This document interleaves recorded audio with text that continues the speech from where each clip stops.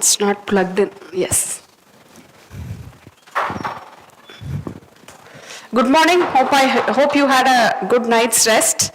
And have you been able to complete the policy assignment that sir gave you? To upload it. So we will be sharing the link, or you can have it in your systems and we will ask you to either mail or upload it so that we can evaluate whatever you have done. Hope you had 2 days of exposure to various facets of cyber law and cyber privacy. And today morning we will deal with another important area in cyber law and privacy, which has gained a lot of significance post-COVID and during COVID, and also with the advancement in technology, because we have a lot of online meets, a lot of videos being recorded, and a lot of content being uploaded onto the internet. And who owns copyright? Like yesterday we were talking about copyrights, how a copyright is being executed, and what are the rights and privileges for a copyright, and if you want to make money out of it, how do you protect your copyrights, and how do you give importance to your patents or your own intellectual property. So what we normally do is, we have a set of hardware and a set of software technologies designed to control how to use, edit and share content or information assets online and offline. So we have unknowingly used a lot of these technologies in order to protect the content, online content that is present. So these technological protection measures, as it intends to protect the copyright for technology enabled content, require a set of policies, a set of processes, and some software tools or hardware tools in order to execute them. And companies will limit the access, distribution and control of protected digital content. You have how many of you have your own YouTube channel? Students? What type of content do you host in it? Spiritual content, excellent. Okay. And do you have rights management? When you created your content, you would have been asked a set of questions. YouTube would have taken you through a set of questions. Did you read all the compliance that they gave you? And are you monetizing it? It is not monetized. So as long as we have a set of content and it is being used by others, the rights of it we hold. But since YouTube is hosting it, providing you with the server infrastructure and the various hardware that is required in order to host your content, YouTube takes a set of copyrights. Okay, and the content also has to be verified that it is age appropriate, that it is not detrimental to the security of our country, and the content is useful for a particular group of people. And when you use it on YouTube, you have a condition there, whether it is adult content or it should be open for children also. So you will have to specify, and if it is children's content, there are more stringent laws that are enabled to it. Basically, from a computer science or computer user perspective, your digital rights management changes according to how the user will use it and how the content provider will monetize it. But from the perspective of the technological partner that you are connecting with, the perspective changes. Okay, so basically digital rights would be given either for a video or for a audio, music composition that you have made, or a lecture material that you have created, or even a small poem that you have written, that you have published digitally, for which you claim rights to it. Okay, a blog that has been created. So any type of content will fit into if it goes into the digital media and if it is being used in the digital platform and it is available to everyone, then there are rights. When I talked to you about the copyrights yesterday, I showed you about the Creative Commons license. Okay, a Creative Commons license is us giving the digital rights to all people, saying anyone who wants it will be able to download the content and use it. So there are different types of Creative Commons licenses available. One is where you do not ask for any rights on the issue, on the material or digital content. Another one is for help purposes of increasing the usage of it or spreading it to other people, or for socially relevant principles, you can use it free. You don't use it in order to monetize. So there are different types of laws associated with them. Today what we are trying to look at is the technological perspective from the computer's point of view, how we work with digital rights and what different companies work with. Did you go through the material that I gave you? I had shared a PDF with you yesterday about what would be the objective and what are the contents that would be talked about. The next slide. Oh, I can go.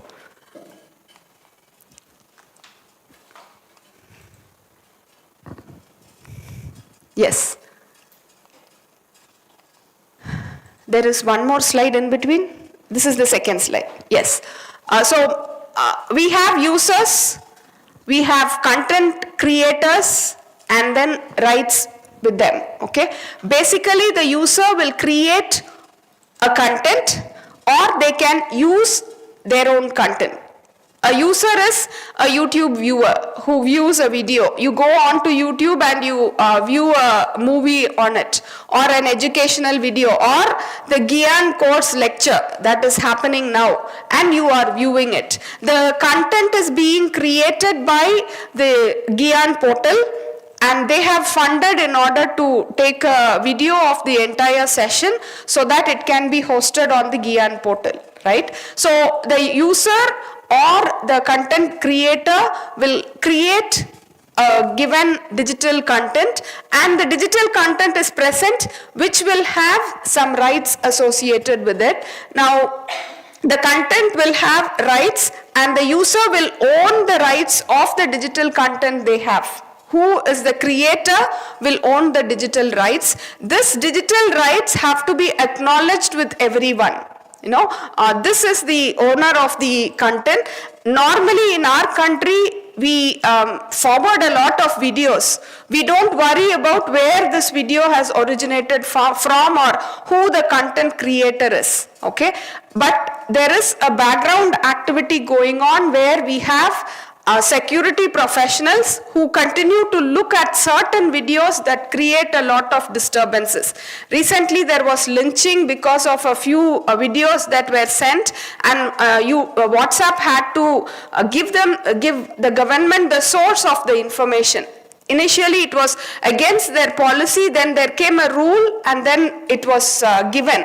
That is why in WhatsApp now you will be able to forward only to 5 people, not more than 5 people. It is because of you send it to a lot of people, then it creates a lot of problems. And WhatsApp made the law stringent, then people moved on to Telegram.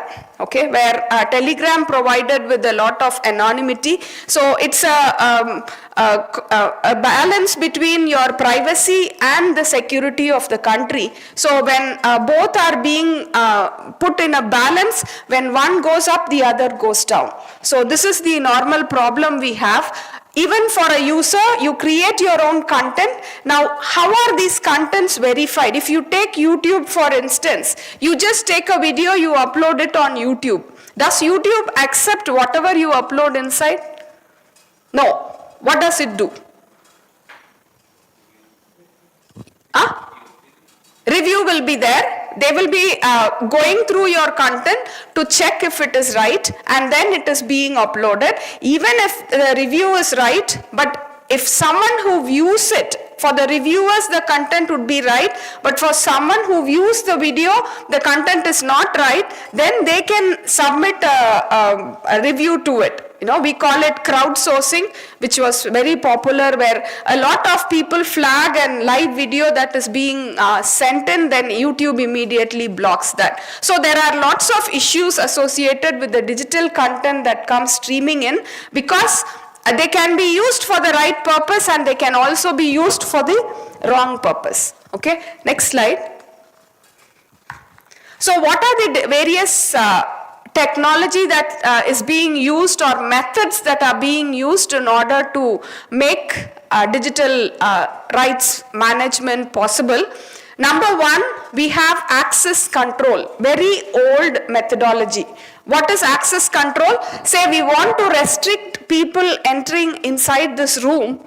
There is a door and then there is a lock on the door. Simple access control. The person who has the key would be able to enter inside the room, or a person with an identity card would be able to enter inside the room. Okay, so this is what we call as access control, trying to identify who is the person who is trying to read the document or look at the content.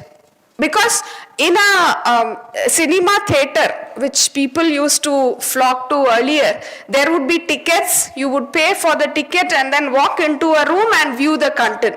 Now on your laptop you have the facility of viewing it. So how would you convert the process of taking a ticket, paying for the viewing, and then looking at it on your mobile or in your laptops? Because companies also want you to do that. Because the more they open it up to the devices you have, more people will view it.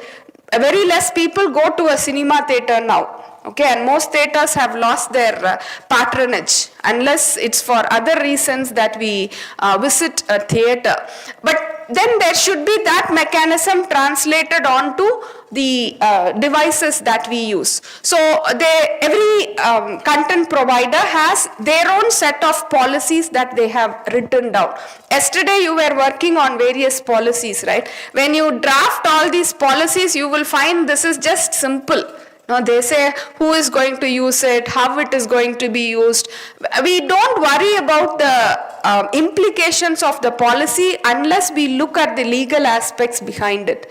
Normally we take these policies for granted and we just scroll down, click on I agree, and then just continue using whatever we want to use, right? But the I agree agrees for a lot of issues, and unless you know what it is, it's very difficult. If you are a student, no problem. If you are a faculty and just beginning your career, no problem. But if your profile has a lot of background to it and people can sue you for the content that you use, then you'll have to be very, very careful. Normally I will have a PPT wherein it will only be pictures. I normally don't put words in my PPT for my classes because pictures convey a lot more. Words we can talk. I can talk whenever I want. But what happens is that if I am talking about digital rights, I should be worried about the content I am using here, and the rights of it also has to be included. So this picture, I have taken it from this link. I found this picture interesting. It suited to my way of working because I could not create the content of my own. So I have given a reference to what is the link that I have used in it. Right? This is what we call as approving the rights of a particular individual, because this is not my picture. If I am showing it with my name underneath it, then I should acknowledge who had given this picture to me, right? And we have beautiful content, created online, and if we'll have to use it, the digital rights, either if they have given a Creative Commons license, because this is not monetizing the content, we are just using it in order to educate people. So mostly the breach of contract doesn't happen in the case, but it's good to acknowledge or reference whatever material we use from a third party. Access control, we were talking about access control. Who accesses what information? There should be permissions for the person who tries to use them. We normally have read permissions, then write permissions, and then execute permissions. Okay, normally in file management, if you are from computer science, you would talk about access control as people who can look at a document, edit it, or people who can just view the given document, or people who will know that the document exists alone. They will not be able to open it. Even on Gmail, you will have these privileges of what you assign to it, a particular user, when you are sharing a particular document. Okay, so that we call it as access control. Even your bank statements, will you be able to open your bank statements directly, the PDF that comes in? No. What do? You give a password to it, and the password is something related with the information, you know, your date of birth, your PAN number, and you will have to open it. This we call it as access control, where you don't directly access the information, your banking data, your health data, and your confidential information like your Aadhaar number, your fingerprints. Okay, all these, there should be access control. Okay, I'll ask you one question now. How many of you have a mobile phone in which your fingerprint ID is stored inside? You use your fingerprint ID in order to open your mobile. Face recognition? Okay, why did you do that? Easy, convenient, usability. You know, one of my scholar was working on this principle of usability of a app. He was from IDRBT banking app, and only then I was aware of the term usability.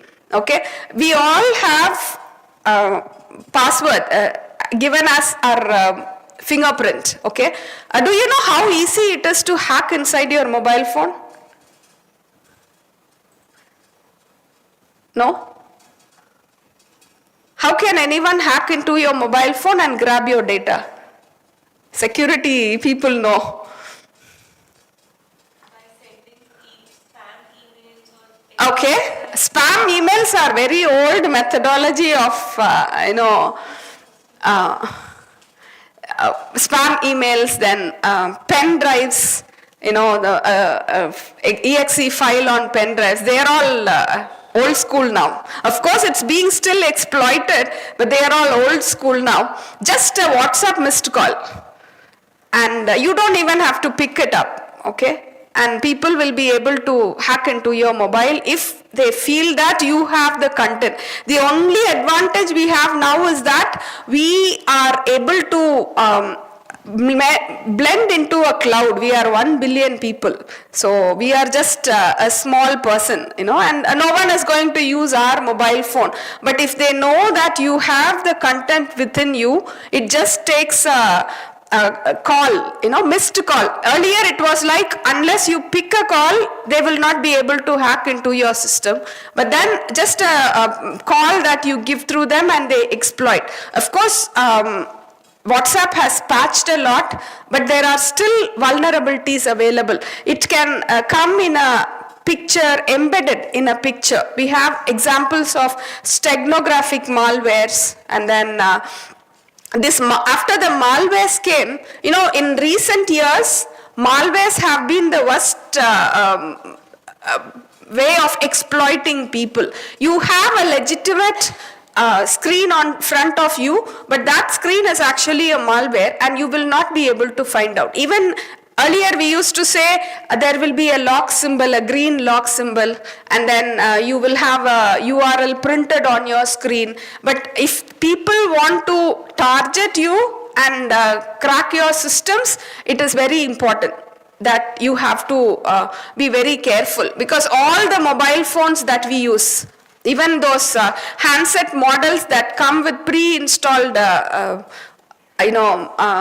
operating systems, and those systems have their own clouds available. Okay, I was not aware of all this till my son got addicted to YouTube. Then I wanted to uninstall YouTube on my MI phone. I was not able to do that. Then I went researching. I found out that all these phones have an Android OS, and by default all of Google's content were present. I was a fan of Google for a very long time. They provided us with Gmail, gave us YouTube and all that. But when they started exploiting the privacy of an individual, now I have an iPhone just because of that. I went to the shop, I wanted my son to have a mobile that did not have YouTube on it. I went to and I found only iPhone gives you the option of either you install or not install. They said, madam, you have iPhone, do this or that. I said, iPhone provides me with security and I don't have any options enabled on it because of the access control that I give to the phone.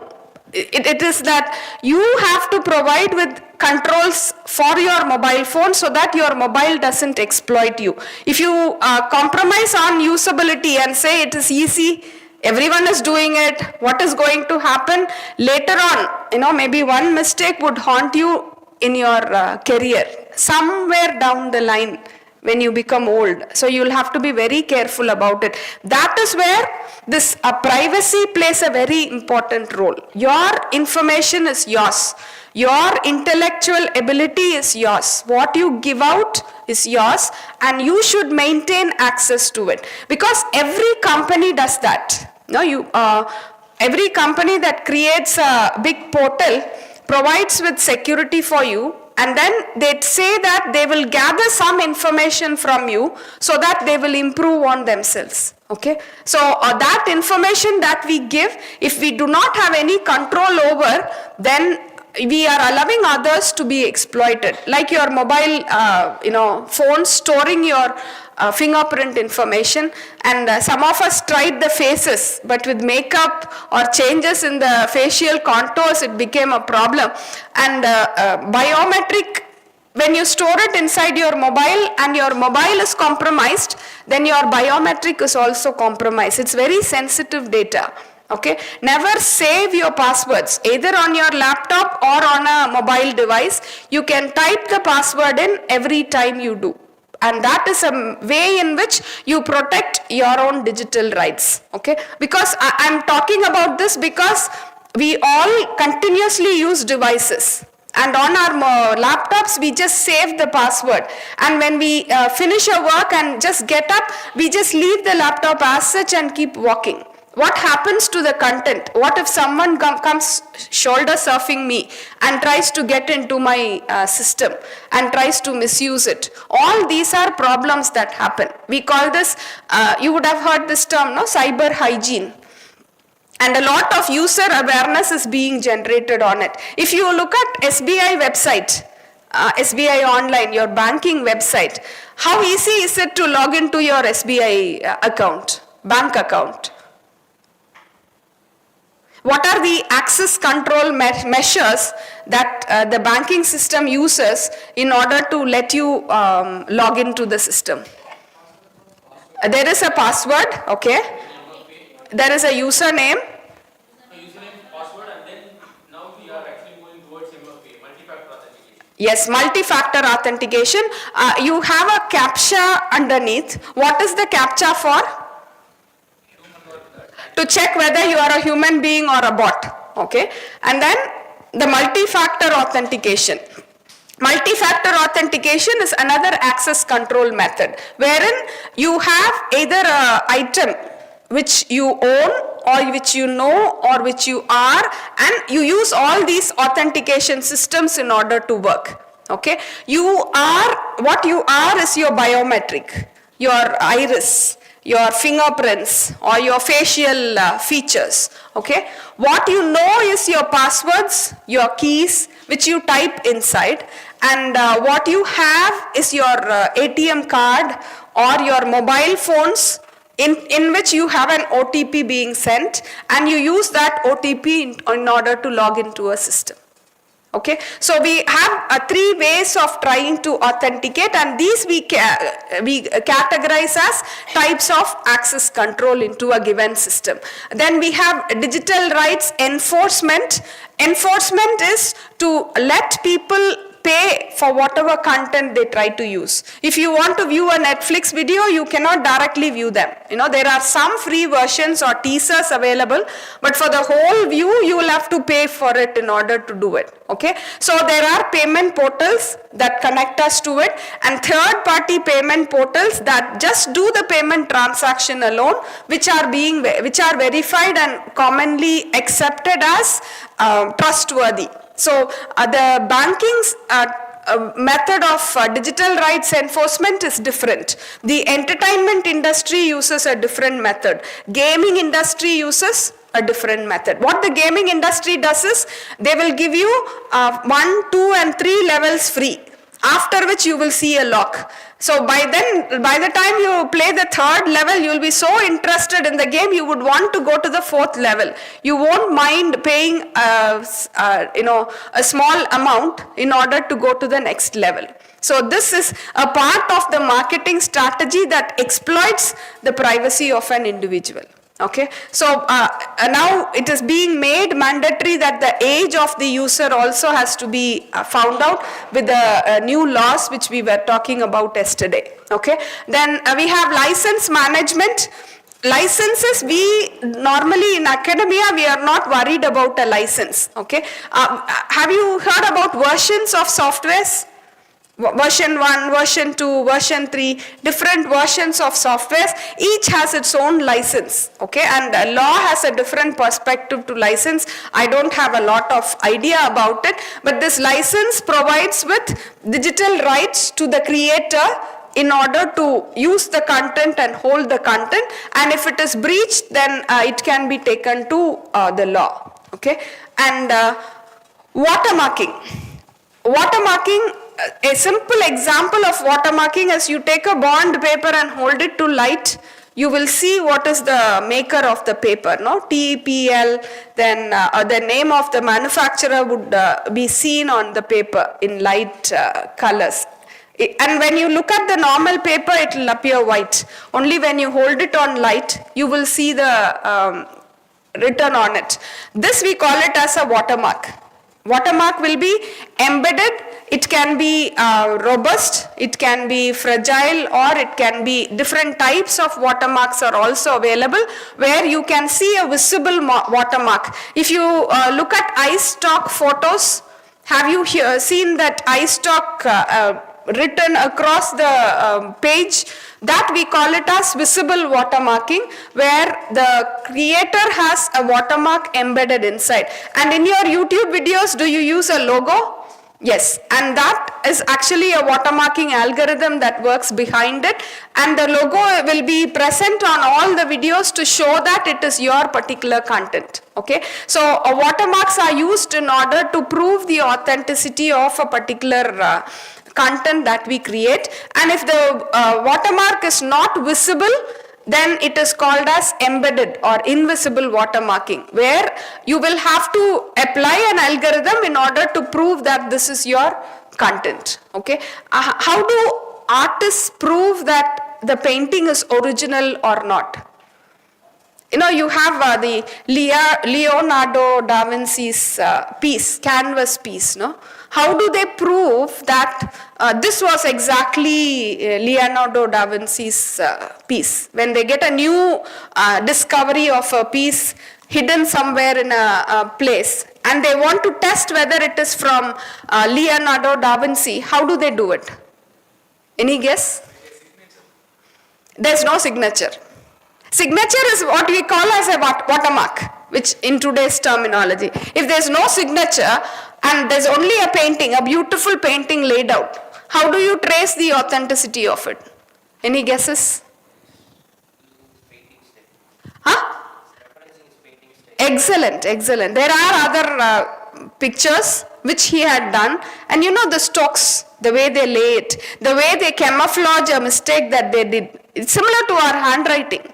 Every handwriting is unique and there is a style or a pattern associated with it, and we use the pattern in order to find out who the author is, right? So based on that, they try to find out what is the previous method of doing and trace the originality of a given content, okay? So that the rights can be properly given to the original content. Even if there's hundreds of fakes available, we will still be able to know what is real. We don't have to worry about the fakes available. If we are authentic, reality will always give, the originality of a content can always be proved. So we don't have to worry about how will I protect my content as long as we are original, right? Then usage tracking. Even in YouTube videos, I'm taking YouTube because all of you would have seen shorts, videos in them. How does YouTube track your usage? YouTube videos? All of you have a Facebook account? Yes? And you see videos on Facebook or Instagram Reels? Yes? How does Facebook, Instagram, YouTube look at these videos to find out how much you have known? Yes? Watch history, yes, excellent. There is a watch history which tells you how many videos you have seen, how many videos you have spent 1 second to view it, how many videos you have seen till the end, excellent, yes? You were telling something? History of the viewers. How does YouTube know what content you have viewed, how much time you have spent in order to view the content? That is because of usage tracking. Okay, and what do they get out of it? It's a highly monetized industry. Okay, you look at a few videos or spend a little time looking at a few videos. If you see, all the other videos would be of similar genre, so that you are interested in a particular type, maybe comedy, then comedy videos would be shown to you. If you are interested in romance, then romance would be shown to you. Right? And they are able to do this usage tracking in order to create a personal profile of an individual. That is where all the technological giants are at the crossroads now. Meta, Google CEO, Meta CEO, everyone had to face the federal governments because of this problem with usage tracking, which they were exploiting. And there is one movie called Social Dilemma. Excellent. Social Dilemma. Please note it down. There is a trailer available and on Netflix it's there. If you have an Amazon Prime account, you can go through it. So you can watch the video on Prime. It's an excellent demonstration. I normally give it to my cyber security students, people who study cyber security. It talks about the CEOs of companies or ex-employees from all these technological giants, Google, Facebook. They say how much the company is able to know about us, and they give a beautiful graphical representation of it. Say I'm here today. Google knows what are my likes and dislikes. After seeing that video only, I decided I would give up my Android version of mobile and moved on to iOS, because iOS gives me an option. It says, do you want me to do it? If I say no, it just keeps silent. Whereas in Android, there is no option at all. You will have to use whatever they give you. Right? And they constantly harvest data, which websites you are going into. And if you walk into a footwear shop yesterday, do a transaction there, the next day on your Google sites, you will have a footwear advertisement available. Okay? That is how they try to combine location data, where you have been, and try to combine your past history, browsing history. Everything is being combined together in order to make a complete psychological profile. And in that video, they give a beautiful example of how a user decided to stop using his mobile phone, and he puts it down, and then the team from Google knows that the user has stopped using it, and they try to lure him. You would have done that. During exams, I will not use mobile phones and I keep it down and it says beep, beep, beep every time. Okay, and every time it says beep, you would want to take up your mobile phone to see it, and your most favorite video would be on top. So and how does Google know about it? It is because of the tracking, usage tracking that they do, and this has a lot of consequences. But the problem is Google has already given us enough free space, enough free videos. So as students, we don't mind how much of usage tracking Google does, but remember, Google is trying to gather all these details, give it to their AI systems in order to train their AI systems, and they are able to customize or tailor make whatever content they want us to view. Okay? This doesn't infringe on our privacy. What infringes on our privacy is they move one step forward and then they start creating public opinions. That is where the problem lies in. When these industry tries to create public opinion, 5 or 6 people together in a group, can you understand what I am trying to put forth across? This public opinion tries to infringe into the basic privacy right of an individual, where everyone does it and I am also supposed to do it. So we are pushed into a conundrum where we are not able to think expansively. That mostly happened after COVID. Students didn't know what to expect when they came and sat inside the class. After 2 years of lockdown, we opened up the college and one batch came inside. Till they went outside, they still did not enjoy the rights and privileges as a student. Because they had been inside their rooms, they had been inside their house, and they did not know what are the privileges that the student community can enjoy when they come in. This was not the case pre-COVID.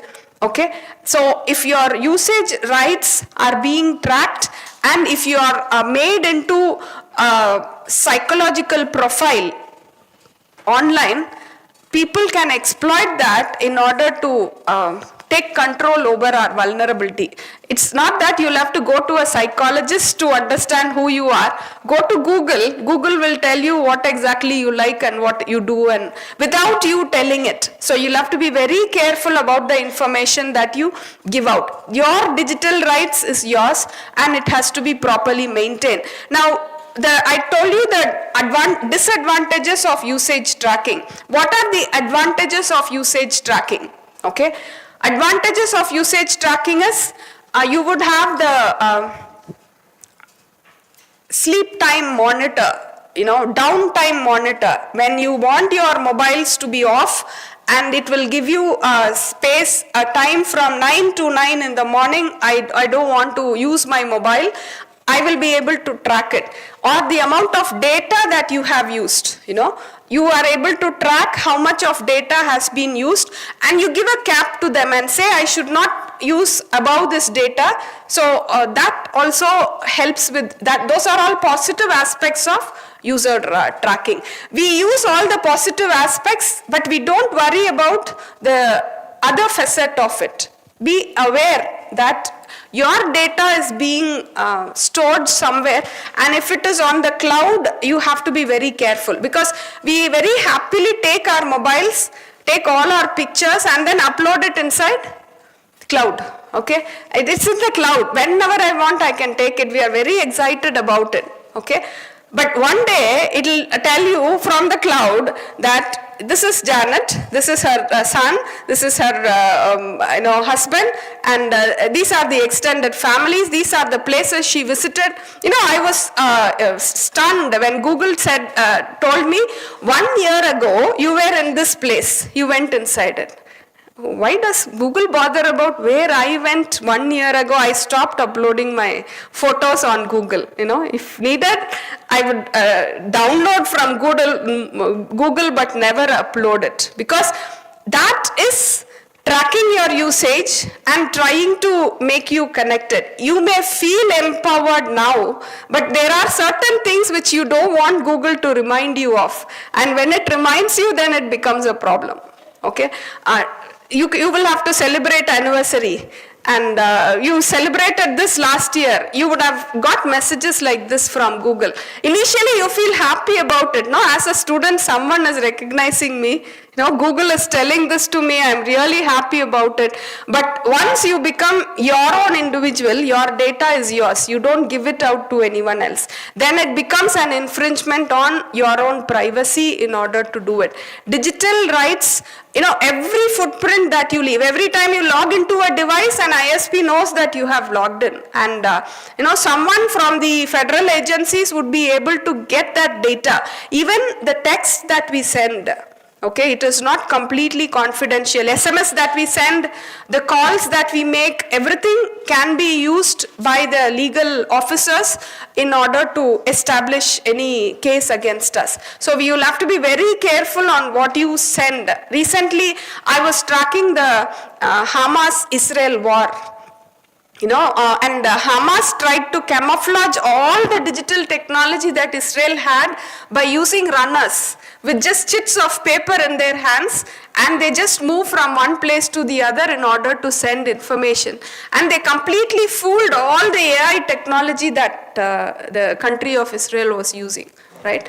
And this is where digital rights, usage tracking, it's very, very important. And you would have recently listened to a news wherein a drug kingpin was arrested because his wife sent in a tweet on their holiday.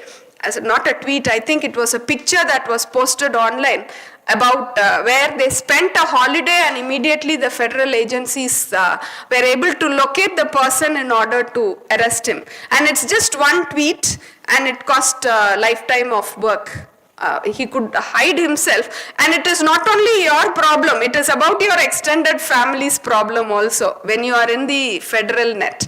Okay, of course we are not worried about law, we are not worried, we are all good citizens, but data is our right. Please do not give up your right for whatever data you have, because they can use this data. Earlier it was like a lot of data you have, it's of no use because it's just junk. Okay, but now we have algorithms that can sift through this data and make sense out of it. And people have the technology that is required in order to gather all this data. And there is a time now when Google says you can have your data within yourself. We don't want your data, but they are constantly updating their software. What they are doing is they are training their models with the data that they leave with you. This is the latest trend. They call it federated models, federation or federated models, because they don't need any more large data. They have their own Google Brain created. They have their own DL algorithms, ML algorithms working on them, and they have sufficiently trained it. Now all they want is the usage patterns. So they say have your data with you, and we will just take whatever information you give, whatever training of the models you use, and then try to find out what is the methodology with which a group of people work, so that we only gather data, the wisdom from you, and we don't want your raw data. Okay, so the technology has moved on from just ML models or deep machine learning models or deep learning models on to federated models where people work, leave the data with you and just gather some information from you. Your Google Gboard, when you type, it gives you a suggestion. When you type some text on WhatsApp, it gives you a word for suggestion. Earlier, if you 5 years back, it would give you American English. Okay, so you will have to retype everything. Today, if you are typing a name, it will take it from your contact and the entire name would be printed on it. That is because they are using federated models to it in order to update your content in them. Okay, so this usage tracking is very important. You will have to be aware of what is your information that you are sharing with others. Content encryption has been there for a very long time. Cryptography, you would be familiar with various methods of cryptography where you camouflage the data, you hide the data, or you try to scramble data so that it doesn't make sense to the person who sees them. And that is how you try to protect your information. And in order to unscramble it, there should be a key, and the key you get it after you pay some money to it. Okay, and you would have studied about public-private key encryptions, symmetric key encryptions. Any idea about them? Because that is a big area of itself. If you are interested in cyber security, you would have to have an idea. Yes. Cryptography and cyber security. Cryptography is a course by itself which you will have to explore. Okay, so we call that to be content encryption. This was the oldest method of doing it. You know, your Morse code method of typing tap, and each one had a code, and you will only know the taps. At the end, you have to decode in order to get the information. So this is a very old method, and there are a lot of algorithms that have come up that help with increasing the content. Okay, encryption methods. Next slide. So the digital rights management will protect the intellectual property. The intellectual property can be music, videos, e-books, even graphics or cartoons that you draw, doodles that you draw. They can also be put under copyright laws. Okay, how the control access to content, it allows content creators to decide who can access their content, how they can use it, and for how long they can use it. These three facets of it are very important, and it gives the creator the ability to use the given content, whatever they have. And the most advantages about this is it generates revenue. And yesterday they were talking about pirated videos. You know, you have a CD, you burn the video, and as it is being streamed, you just use your own camera in order to capture the video and then look at it later on because it is costly. Those are all methods of data piracy that is being used, and it eats into the revenue that is normally generated. So how do you protect your own content? That is because of the digital rights that are being given, and it has licensing agreements also. Okay, from the law point of view, these licenses play a very important role in trying to monetize content we use. And it reduces unauthorized distribution of content, where copying or distributing content without permission is difficult. You have a right protected CD-ROM, read protected. You don't allow people to add something to it or copy from it. So there are different technologies, both hardware and software, that have been developed all through in order to protect the digital content that is used. And there is a separate set of people on the other side of the law sitting in order to find out loopholes so that they can exploit it and try to enjoy the content that they are not supposed to use. Okay, then it supports compliance with copyright laws and prevents the piracy of the digital content. This piracy is different from privacy. Okay, privacy is my own data. Piracy is trying to access someone else's data. You know, it's derived from the words pirates. You know, a person who tries to loot from someone and tries to give it to someone else. Okay, so this digital piracy is a crime, and we have to be very careful about it.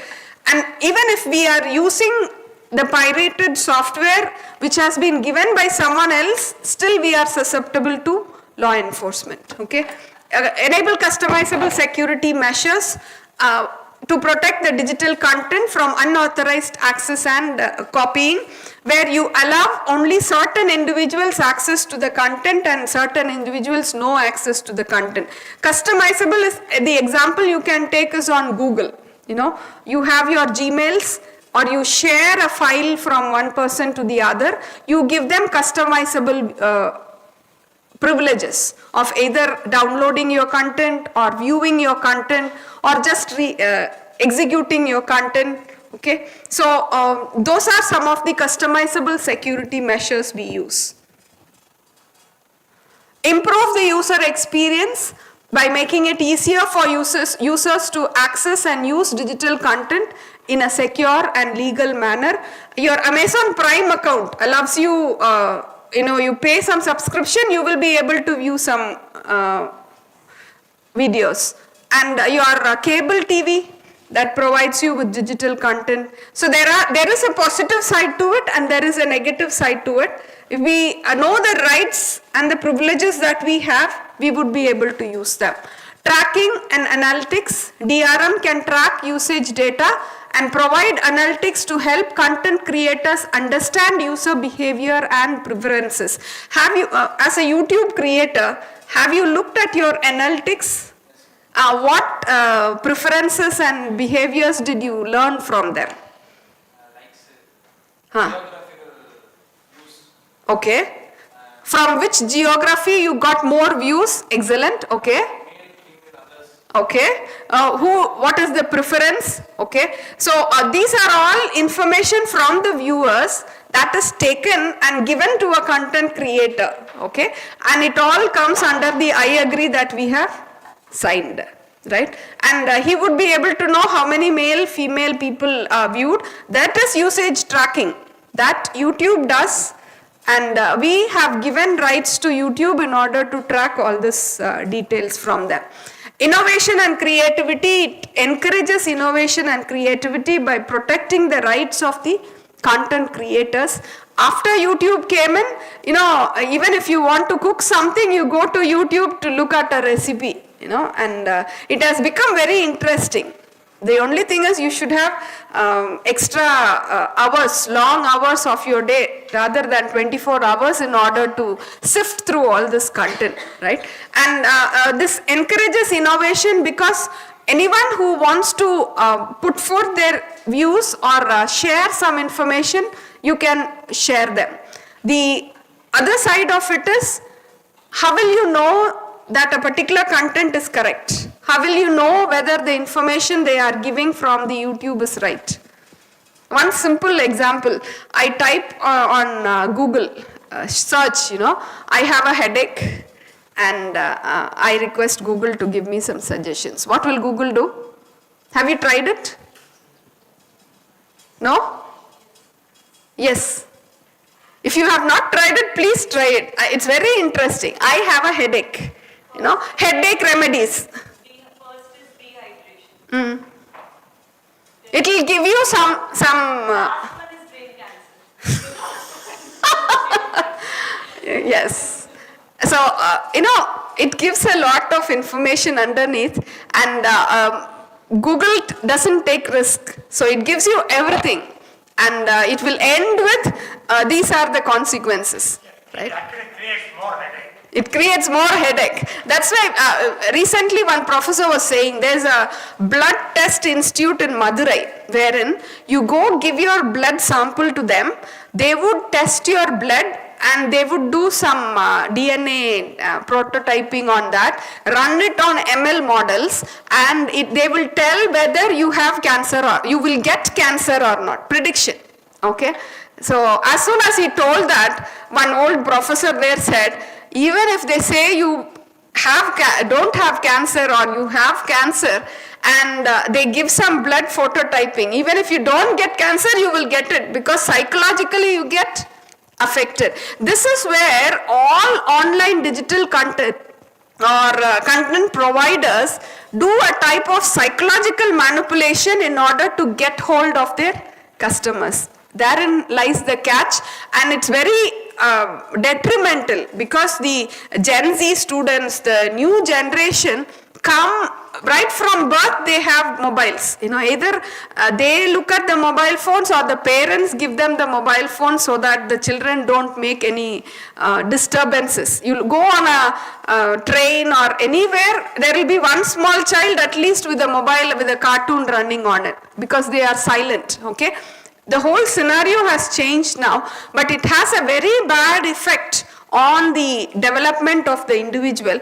And the more these child looks at the videos, the more money Google makes, because there are advertisers, there are search engines that try to optimization algorithms that run on it in order to make more people consume the content. So that encourages creativity from the users, from the content providers, but as for the users, it also increases the amount of time they spend addicted to a particular device. Okay, the next slide. So DRM provides with copy prevention, copy restriction, password protection, watermarks, device controls. There are examples. Most of these examples I've already talked to you about it in the previous slide. Okay. Next, you can go through this by yourself. Types of digital rights management: publishing, education, software, gaming, corporate data, healthcare, media, entertainment, business. Everything is online now, right? Even end-to-end business with no office space at all happens online on digital media, and these digital platforms, of course, have given the last mile connectivity, has connected people, empowered people, but every positive method has its own disadvantages. It's like fire, no? If you have fire, you can say hundreds of advantages to it, but left uncontrolled, without any checks and policies, without any framework, without any copyright licensing or rights management to it, it creates Los Angeles for us. Okay, and it becomes a problem. So there should be checks and balances. That is where the policies that we are trying to train you on framing come into picture. Okay, how we do it. It may look simple, but it has a lot of legal implications to the policies that we frame, the laws that we try to incorporate in order to make decisions. Okay, so media, entertainment, now an entire lifestyle is revolving around the digital platform. You want to book services are being offered. You want to book a hotel room, you have OYO. You want to take a car, you have Uber. You want to eat some food, Zomato and Swiggy helps you. Okay, ambulance services, you have Blinkit. Name it, you have it as a digital service available, but how do they use your data and how much of your data are you sharing with them makes a lot of sense. Yes. This is an example of some of the policies. I've given it in the material that I had shared yesterday. You can go through them in order to understand them. I think I've given you iPhone's fair play in yesterday's material. Google has a Widevine DRM, proprietary digital rights management software developed by Google. Every technological firm has their own DRM platform, their own policies, depending on the content they have and depending on the usage of it. So the content protection system is divided into different sections and protects major web browsers with both Android and iOS. And there are a lot of partners with Google Play, YouTube, Netflix, Disney Plus, Amazon Prime Video, HBO Max, Hulu, Peacock, Discovery Plus, Paramount Plus, and many more. Okay, I am familiar only with YouTube, right? So they all have their own policies framed, and if you type in Google Widevine, you will have the set of technological methods that they use in order to do it. Okay, and most of it would confine to what you had studied in your digital cybersecurity platform methods. Next.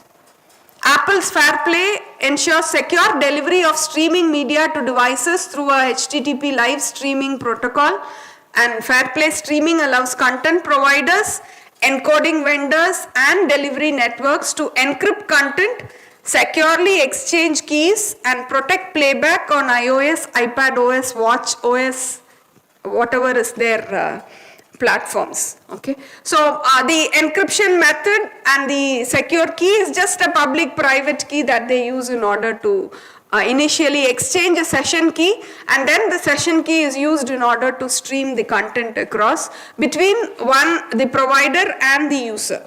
And at times you'll have to get a token in order to access the service from the content provider if there are a lot of services available in them. It's similar to using a common printer, no? You will have to book a slot, then use the printer so that you can avail the services of them. Okay, next. Microsoft Play Ready, also a distribution of content over a network and prevents unauthorized use of its software. It ensures seamless sharing of protected content among devices and between people. And when Zoom and the Microsoft Teams came into picture, DRM also played a role. You just download or copy content of all the meetings. If you want, you can record and store it in the drive cloud, or else you can store it on your own system. Those are all privacy options that are given by the system in order to hold the content that we have. If it's a confidential meeting, you do not want to record the meeting at all. So you are just facilitating the meeting. Okay, so all that helps you protect the content among the devices and between peoples. And WhatsApp became popular because of its end-to-end encryption. Okay, when I communicate with him, only the content is visible to both of us.